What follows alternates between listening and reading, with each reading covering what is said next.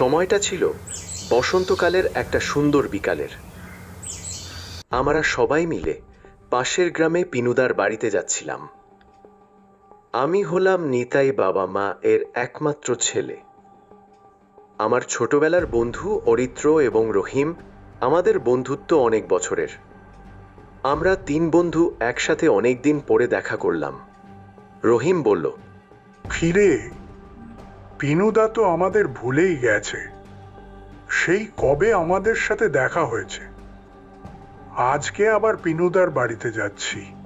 ভালোই হবে, জমিয়ে একটাটি পার্টি করব সন্ধ্যাবেলা, সেই আগের মতোই। না, আজকে মনে হয় সেই ভাগ্যটা আর হবে না, কারণ পৌঁছাতে পৌঁছাতে সন্ধ্যা পার হবে ভাই। অরিত্র এতক্ষণ চুপ করেছিল। আচমকা সে চোখগুলো বড় করে বলল, কি বলছিস রে ভাই, রাত হবে? জানিস তো, গ্রামের শেষে একটা বড় বটগাছ আছে, শুনেছি জায়গাটা ভালো নয়। রহিম বলল, ছাড় তো, যত সব আজগুবি গল্প। তো মনে হয় মাথাটা গেছে, বুঝলি? ঠিক তখনই আমরা সেই বটগাছটার সামনে এসে গেলাম। ওরা দুজন হাসাহাসি করছিল, কিন্তু আমার ব্যাপারটা খুব একটা ভালো লাগলো না। আমি বটগাছটাকে ভালো করে দেখলাম। বড় একটা বটগাছ, অনেক বছরের পুরনো। অন্ধকারে কিছুই বোঝা যাচ্ছে না, কিন্তু আমি দেখলাম বটগাছের ঠিক উপরে একটা মোটা দড়ি ঝুলছে। আমার গায়ে কাঁটা দিয়ে উঠল। ব্যাপারটা সুবিধার নয়। যাই হোক, আমি ব্যাপারটা এড়িয়ে গেলাম। কিছু দূর হাঁটার পর আমরা পিনুদার বাড়িতে এসে পৌঁছালাম। দরজায় কলিং বেলটা টিপতে পিনুদা বেরিয়ে এলো। পিনুদা আমাদের দেখে তো অনেক খুশি। রহিম বলল, আমাদের তো ভুলেই গেছো। অবিট সেই কবে তোমার সাথে দেখা হয়েছিল আমাদের গ্রামে। তখন তো তুমি আমাদের বলনি যে এখানে থাকো। কই, আমরা তো জানি না।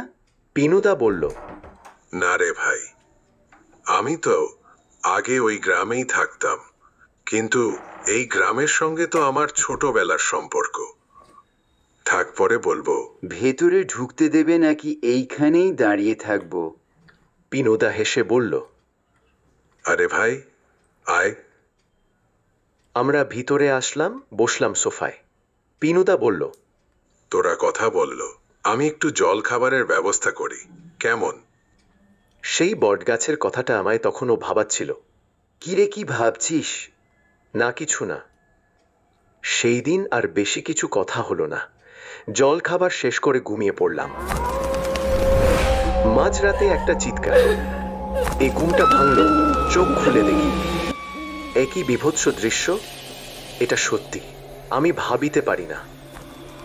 আমি আর পিনুদার বাড়িতে নেই। আমি সেই বট গাছটার নিচে দাঁড়িয়ে আমার দুটো হাতকে যেন চেপে ধরে রয়েছে। চারিদিকে ঠান্ডা হাওয়া। হঠাৎ গাছের উপর থেকে একটা চিৎকার, আমায় মুক্তি দাও, আমায় মুক্তি দাও, আমায় মুক্তি দাও। আমার পুরো হাত পা ঠান্ডা হয়ে গেল। ওই জায়গায় শুধু আমি একা। গাছের উপর ওই সাদা জিনিসটা একটা দড়িতে পরিণত হয়েছে। আর ঠিক সেই সময় আমার পাশে একটা ছায়া আমাকে বলছে,